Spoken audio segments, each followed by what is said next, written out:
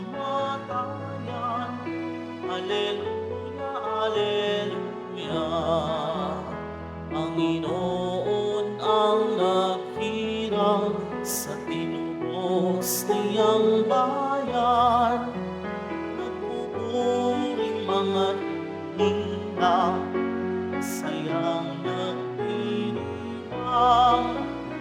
Magganap tayong lahat, si Jesu-Kristo'y nabuhay, nanaig sa kamatayan. Alleluia, alleluia.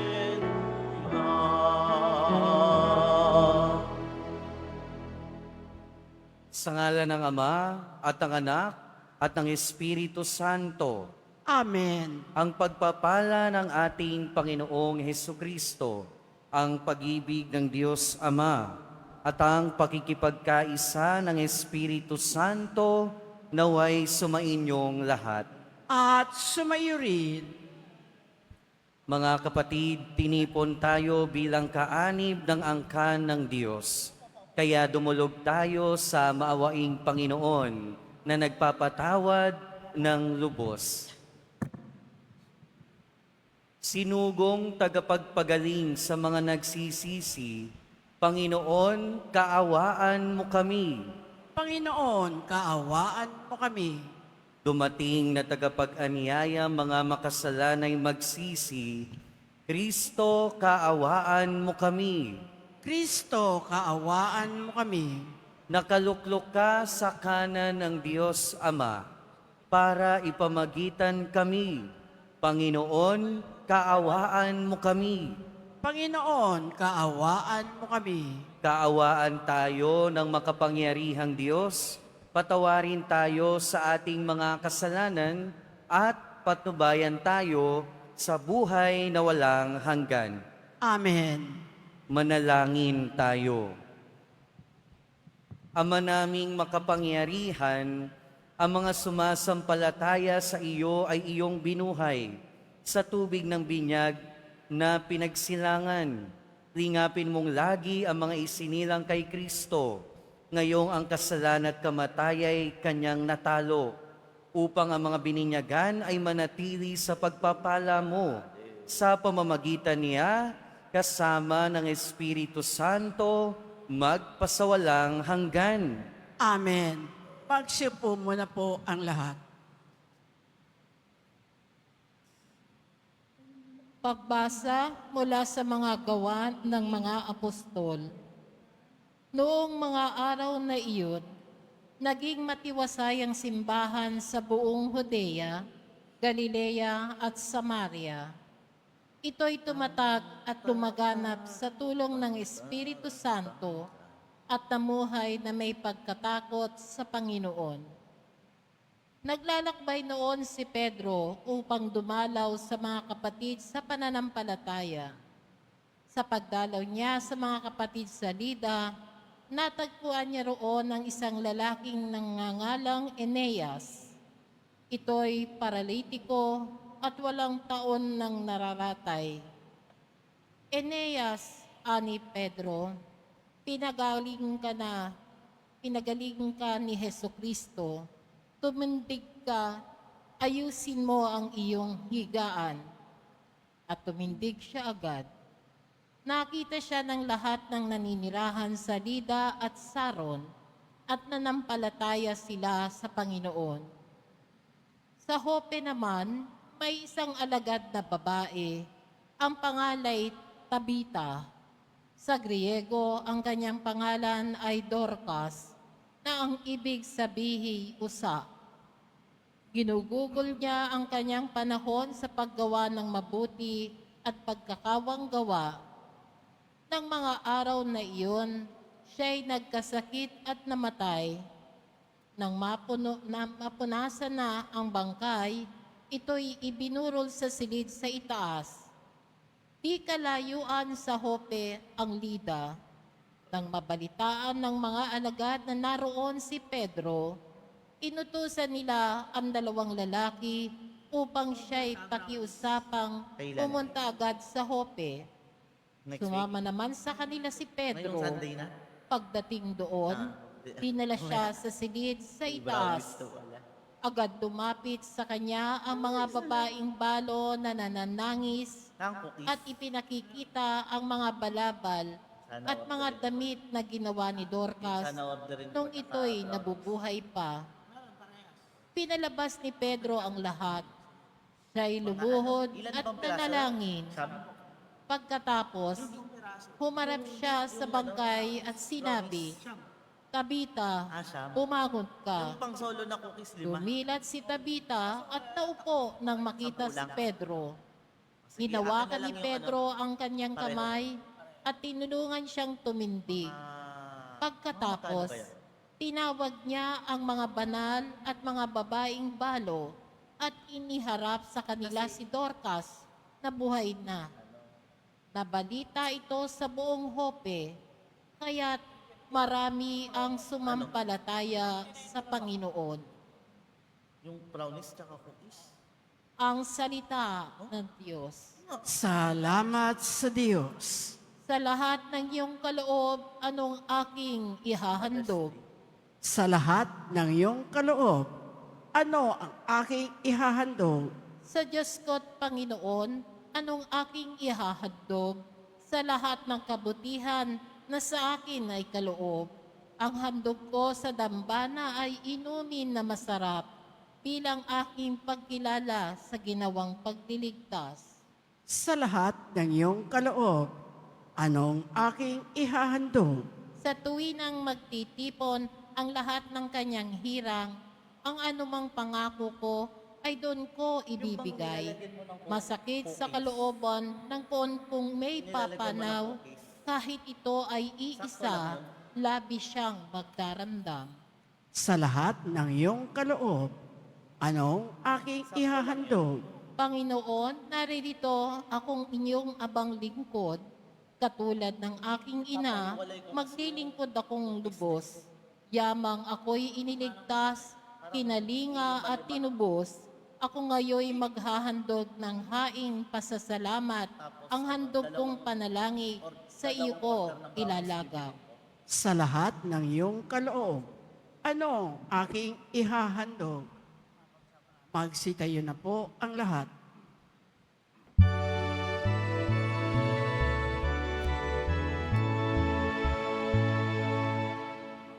Hallelujah,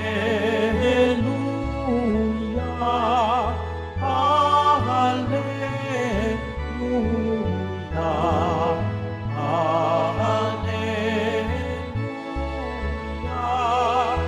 hallelujah, hallelujah.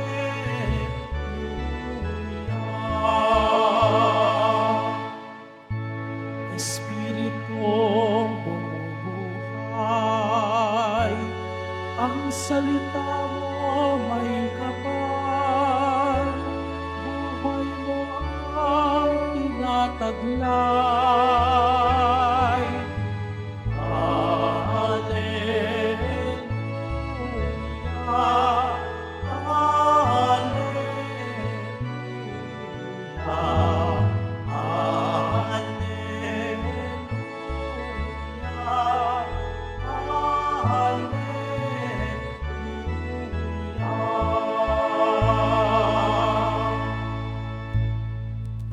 Sumainyo ang Panginoon. At sumayo rin, Ang mabuting balita ng Panginoon ayon kay San Juan. papuri sa iyo, Panginoon. Noong panahong iyon, marami sa mga alagad ni Jesus ang nagsabi, mabigat ang napananalita ito. Sino makatatanggap nito? Alam ni Jesus na nagbulong-bulungan ang kanyang mga alagad tungkol dito, kaya't sinabi niya, dahil ba rito'y tatalikuran na ninyo ako?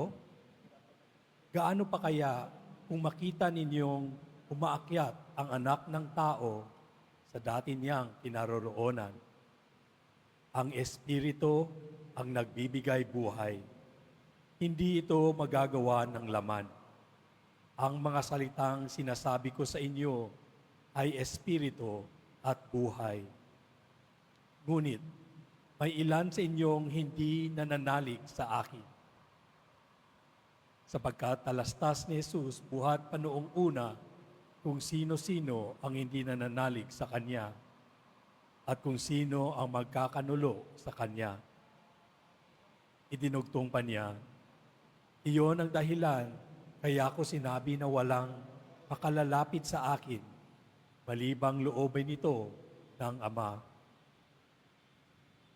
Mula nooy, marami sa Kanyang mga alagad ang tumalikod at hindi na sumama sa Kanya. Kaya tinanong ni Jesus ang 12, ibig din ba ninyong umalis? Sumagot si Simon Pedro, Panginoon, kanino po kami pupunta? Nasa inyo ang mga salitang nagbibigay ng buhay na walang hanggan. Naniniwala kami at ngayoy natitiyak namin kayo ang banal ng Diyos. Ang mabuting balita ng Panginoon. Pinupuri ka namin, Panginoong Heso Kristo. Magsiupo muna po ang lahat.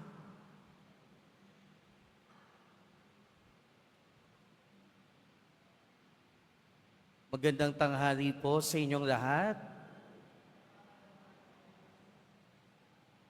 Siguro, isa sa mga pinaka nakakakonsensya na marinig mula sa ating kapwa ay yung mga salita na binanggit ng ating Panginoon.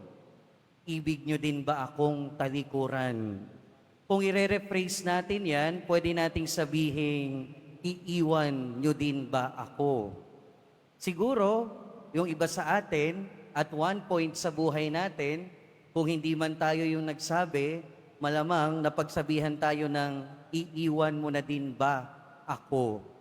At nasasabi natin yung mga bagay na ito o tayo, iniiwan natin yung mga bagay o tao kapag ka nasabi natin na tama na. Kapag ka nasabi natin na sobra na. Natural sa ating mga tao ang maglagay ng hangganan, maglagay ng limit. Kaya nga 'di ba sabi nila lahat ng sobra ay masama. Kaya nga naglalagay tayo ng limit. May limit tayo sa pag-inom ng alcohol, may limit tayo sa pagkain, may limit tayo sa pagpupuyat. Halos lahat ng bagay nilalagyan natin ng hangganan, ng limit. At kapag kasobra na, sinasabi natin na tama na. Pero minsan, kahit sa ating pananampalataya, nilalagyan natin ng hangganan. Ito yung nangyari sa ating ebanghelyo. Nung sinabi na ng ating Panginoong Jesucristo, kanin ninyo ang aking katawan at inumin ang aking dugo. At para sa mga Hudyo, nako, bawal na bawal yan. Talagang hindi pwede. Pero kasi hindi nila naiintindihan noong mga panahon na yon kung ano yung sinasabi ng ating Panginoon. Kaya ang ginawa nila, hanggang dito na lang. Tama na, limit na, husto na, tapos na. Kaya ang marami sa kanila, umalis. Kaya marami sa kanila, lumayo. Kaya magandang pagnilayan ngayon, hindi lang naman noong panahon na yon ng ating Panginoon, naglalagay ng limit yung mga tao sa kanilang pinaniniwalaan. Kaya pagnilayan natin, hanggang saan ba tayo naniniwala? Hanggang saan ba ang ating pananampalataya? At kung iisipin natin, ilang beses na kayang sinabi sa atin ng Panginoon, tatalikuran mo din ba ako? Kasi minsan, kapag hindi natugma sa personal nating paniniwala, yung tinuturo ng simbahan, yung tinuturo ng Diyos, naglalagay na tayo ng limit. Ayaw na natin. Umaalis na tayo sa simbahan. Kapag minsan, hindi na natutupad yung pinapanalangin natin, kapag hindi na natutupad, hindi binibigay yung hinihingi natin, sinasabi din natin, tama na, tapos na, lumalayo na tayo sa Panginoon. Kapag hindi na tayo komportable sa naririnig natin, kapag tingin natin, hindi na tugma doon sa gusto nating mangyari, yung tinuturo ng simbahan, nilalagyan na natin ng hangganan, ng limit. Pero ang totoo niyan, kaya nga meron tayong pananampalataya. Dahil ang Diyos laging higit. Dahil ang Diyos laging lagpas sa kahit na anong iniisip natin. Kaya nga kahit may mga bagay na hindi natin kayang maintindihan, kahit na may mga bagay na tinuturo sa atin, may mga bagay sa pananampalataya natin na mahirap tanggapin at maintindihan. Doon pumapasok yung pananampalataya. Dahil yung pananampalataya natin ay yung tugon sa walang hanggang karunungan ng Diyos. Yung pananampalataya natin, yung tugon sa walang hanggang pagmamahal ng Diyos na minsan hindi natin maintindihan, na minsan nahihirapan tayong tanggapin. Pero katulad ni San Pedro, ang paanyaya sa atin at paalala sa atin. Alam ni San Pedro na wala silang ibang pupuntahan. At yun din yung paalala sa atin. Wala tayong ibang mapupuntahan. Nasa ating Panginoong Jesucristo, nasa ating Poong Jesus Nazareno, ang salitang nagbibigay buhay. Kaya nawa, sa pagpapatuloy ng ating buhay, sa gitna ng mga bagay na hindi natin maintindihan at mahirap tanggapin, lagi nating tatandaan, higit ang karunungan ng Diyos sa karunungan natin. Lagpas ang karunungan ng Diyos sa kaya nating intindihin. Kaya nawa, lagi nating ibigay ang ating pananampalataya bilang tugon. At nawa, kasama ni Pedro, masabi din natin, naniniwala kami at ngayon natitiyak namin kayo ang banal ng Diyos. Amen.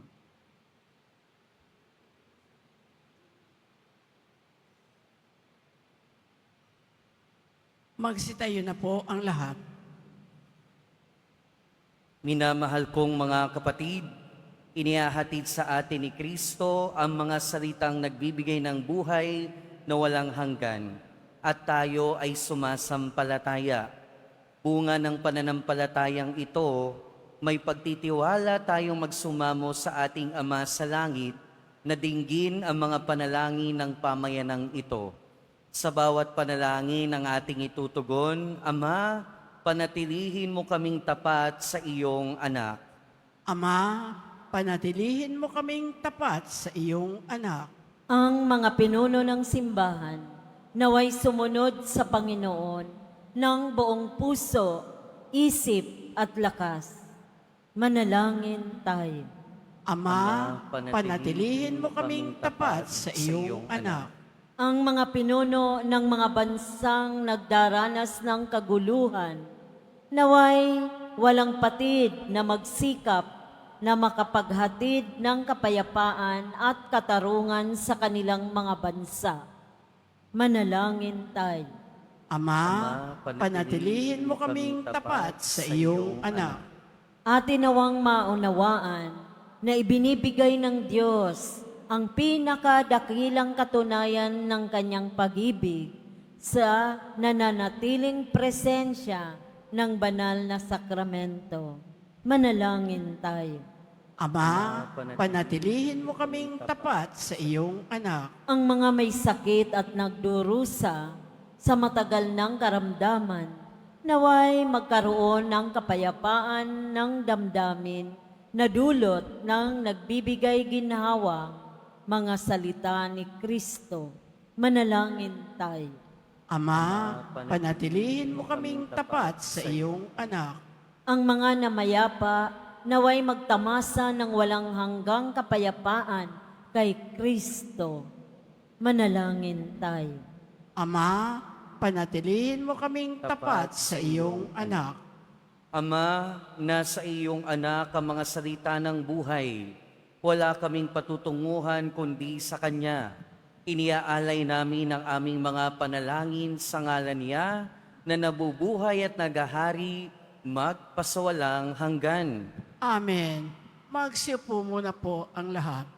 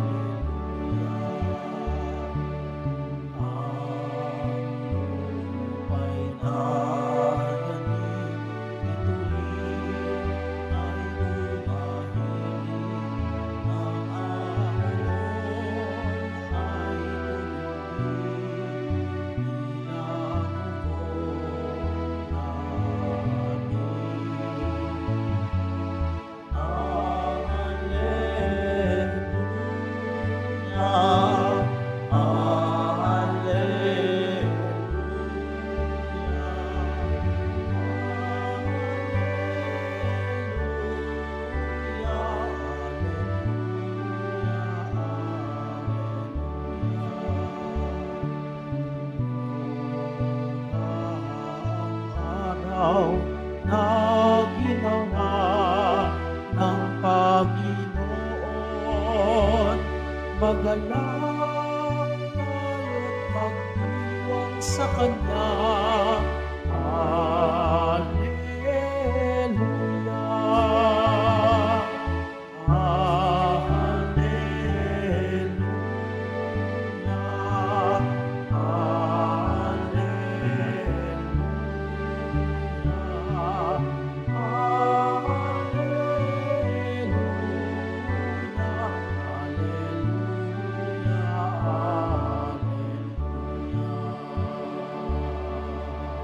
Magsitayo na po ang lahat.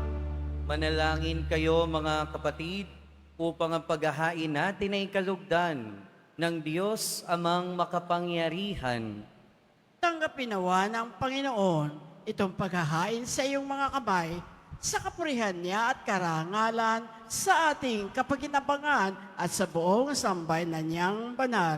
Ama naming lumikha, tanggapin mo at kalugdan ang mga alay ng iyong angkan upang sa tulong ng iyong paglingap at pagsubaybay, ang bigay mo sa aming puhunan ay hindi masayang sa pamamagitan ni Hesukristo kasama ng Espiritu Santo, magpasawalang hanggan. Amen. Sumainyo ang Panginoon. At sumayo rin, Itaas sa Diyos ang inyong puso at diwa. itinaas na namin sa Panginoon. Pasalamatan natin ang Panginoong ating Diyos. Marapat na siya ay pasalamatan. Ama naming makapangyarihan, tunay ngang marapat na ikaw ay aming pasalamatan. Ngayong ipinagdiriwang ang paghahain ng Mesiyas, ang maamong tupa na tumubos sa aming lahat. Naghahaing walang humpay ang anak mong minamahal upang magkasalo-salo ang tanan sa piging ng iyong buhay. Hindi na mamamatay ang inihain sa krus. Ang sa krus ipinako, buhay lagi bilang handog. Kaya kaisa ng mga anghel na nagsisiawit ng papuri sa iyo nang walang humpay sa kalangitan, kami nagbubunyi sa iyong kadakilaan. Santo, Santo, Santo, Panginoong Diyos ng mga hukbo, na pupuno ang langit at lupa ng kadakilaan mo, usana sa kaitaasan, pinagpala ang naparirito sa ngalan ng Panginoon, usana sa kaitaasan, magsiluhod po ang lahat. Ama naming banal, ikaw ang bukal ng tanang kabanalan. Kaya't sa pamamagitan ng iyong Espiritu, gawin mong banal ang kaloob na ito upang para sa amin maging katawan at dugo ng aming Panginoong Hesukristo.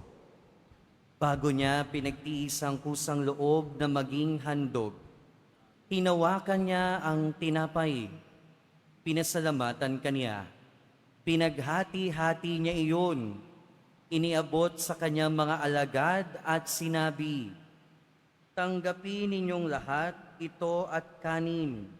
Ito ang aking katawan na ihahandog para sa inyo."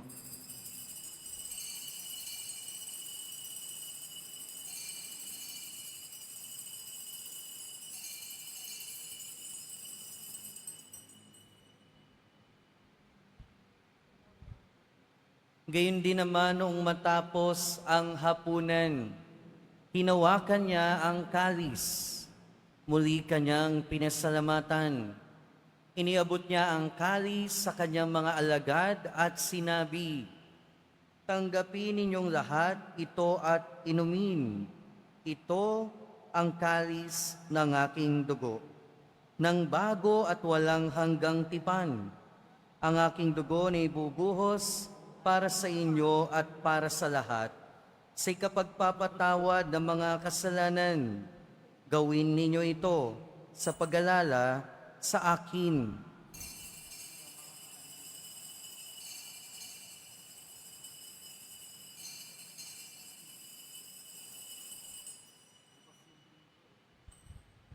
Magsitayo na po ang lahat. Ipagbunyi natin ang misteryo ng pananampalataya. Si Kristo'y namatay, si Kristo'y nabuhay, si Kristo'y babalik sa wakas ng panahon. Ama, ginagawa namin ngayon ang pag-alala sa pagkamatay at muling pagkabuhay ng iyong anak. Kaya tiniaalay namin sa iyo ang tinapay na nagbibigay buhay at ang kalis na nagkakaloob ng kaligtasan. Kami nagpapasalamat dahil kami iyong minarapat na tumayo sa harap mo para maglingkod sa iyo. Isinasamo namin kaming magsasalo-salo sa katawan at dugo ni Kristo ay mabuklod sa pagkakaisa sa pamamagitan ng Espiritu Santo. Ama, lingapin mo ang iyong simbahang laganap sa buong daigdig. Puspusin mo kami sa pag-ibig. Kaysa ni Leon na aming Papa at ni Jose na aming Obispo at ng Tanang Kaparian. Alalahanin mo rin ang mga kapatid naming nahimlay nang may pag-asang sila'y muling mabubuhay, gayon din ang lahat ng mga pumanaw.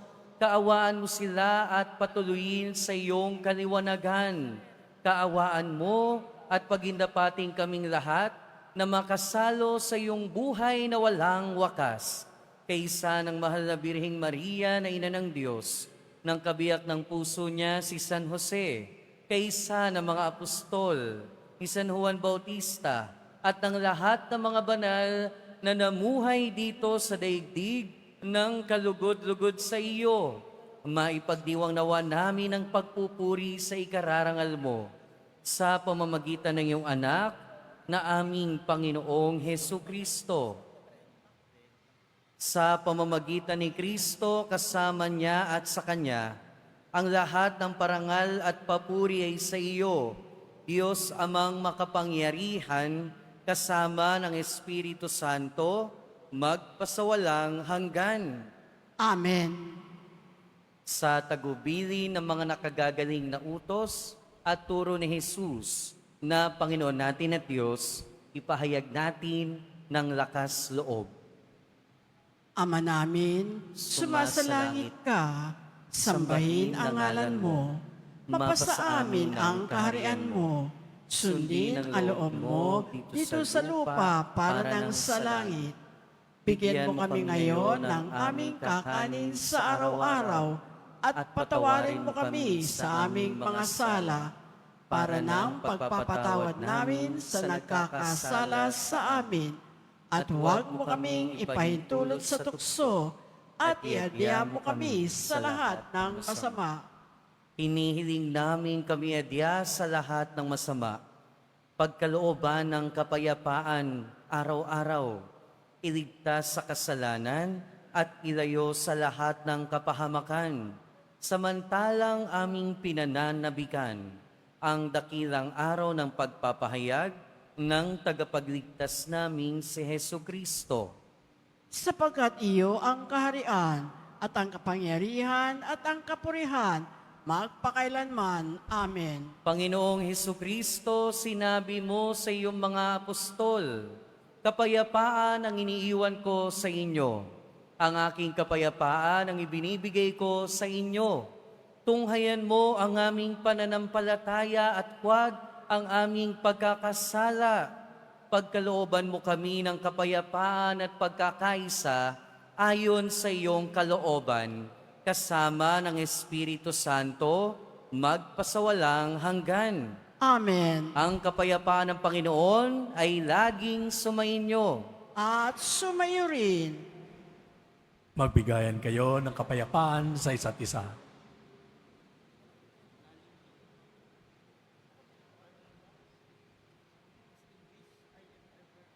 Kordero ng Diyos na nag-aalis ng mga kasalanan ng sanlibutan, maawa ka sa amin. Kordero ng Diyos na nag-aalis ng mga kasalanan ng sanlibutan, maawa ka sa amin.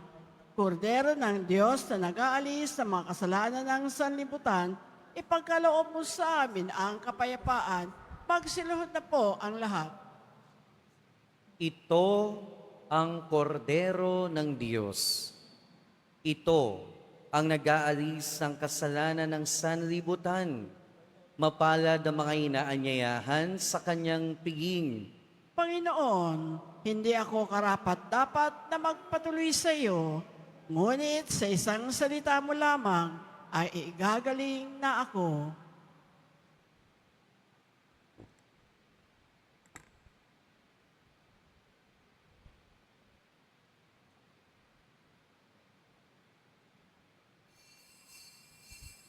Para sa lahat ng tatanggap ng banal na komunyon, sasagot po tayo ng amen pagkasabi ng pare o ng lay minister na katawan ni Kristo at isubo agad sa bibig bago umalis sa harapan ng pare o lay minister.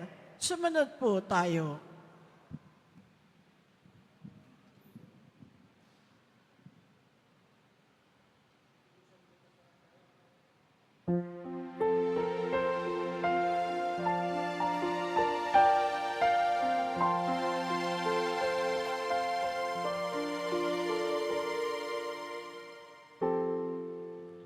Let your hearts be troubled.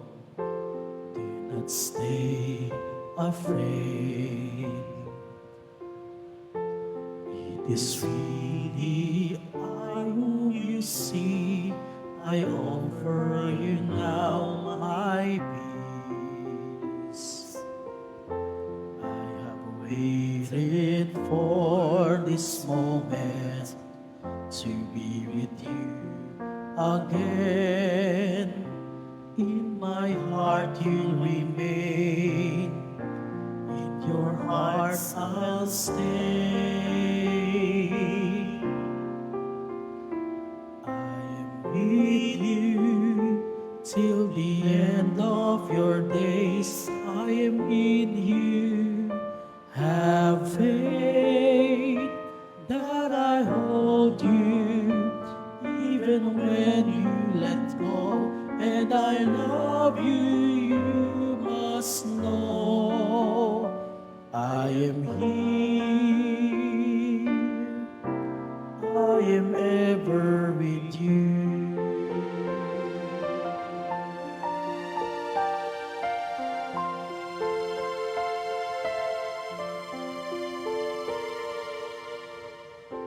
Do not let your hearts be troubled.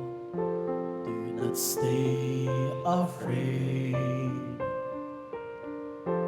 I'm beyond all anguish or death. I'm risen to life anew.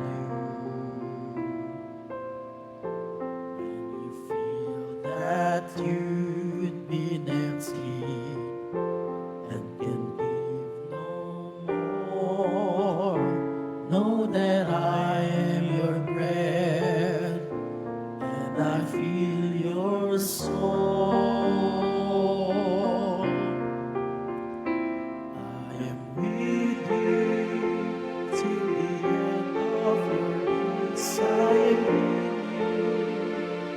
Have faith that I hold you, even when you let go. And I love you, you must know. I am ever with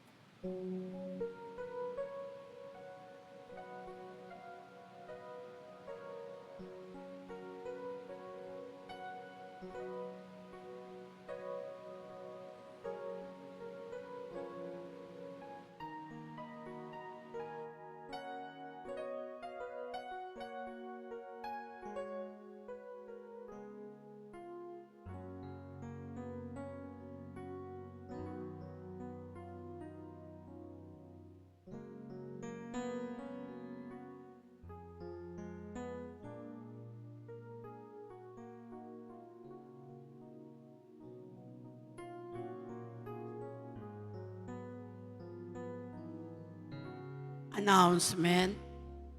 Mga kadiboto, mabibili pa rin po sa ating parish office ang Nazareno Images, Nazareno Medallion, at ang Nazareno Novena and Prayer Booklet in the English or Tagalog. Inihahandog po ng programang Home-Based Plus ang mga kwento ng himala ng Poong Jesus Nazareno. Ito po ay mga dokumentaryo sa mga buhay na binago ng ating Nuestro Padre Jesus Nazareno. Mapapanood po ito bukas, Linggo, sa ganap na ika-6 ng umaga sa GMA 7. Gayon din, para sa mga nais magbahagi ng kanilang mga kwento ng himala ng Nazareno, mangyari na mag-email sa himala-ng-nazareno@gmail.com. Inaanyayahan po ang lahat na sumubaybay. Mga paalala sa mga nagsisimba. Pagkatapos ng misa, wiwisikan po ang lahat ng banal na tubig. Pinakikiusapan ang lahat na manatili lamang muna sa inyong mga lugar. Tanging sa Quezon Boulevard o sa Plaza San Juan lamang ang labasan ng lahat. Sumunod po tayo. Maraming salamat po sa inyong pagdalaw at pagsisimba sa Basilica Minor at Pambansang Dambana ni Jesus Nazareno. Magsitayo na po ang lahat.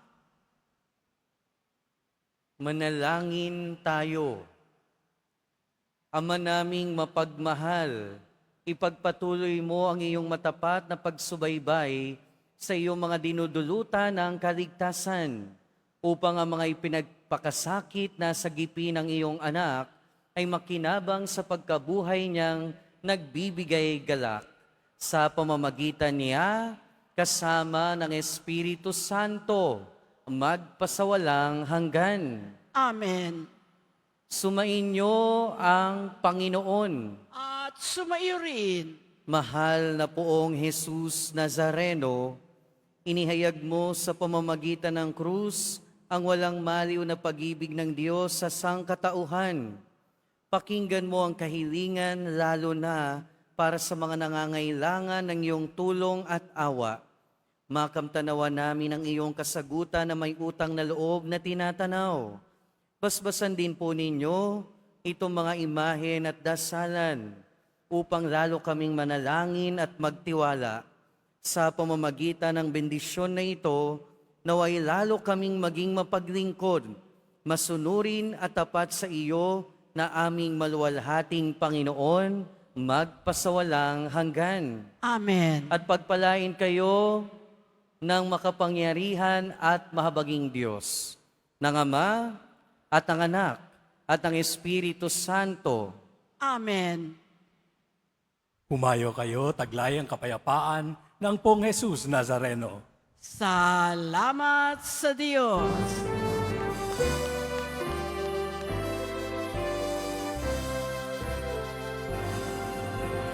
Padre Jesus Nazareno, sinasamba ka namin. Ipintuo ka namin, aral mo ang aming buhay at kaligtasan. Si Padre Jesus Nazareno, iligtas mo kami sa kasalanan.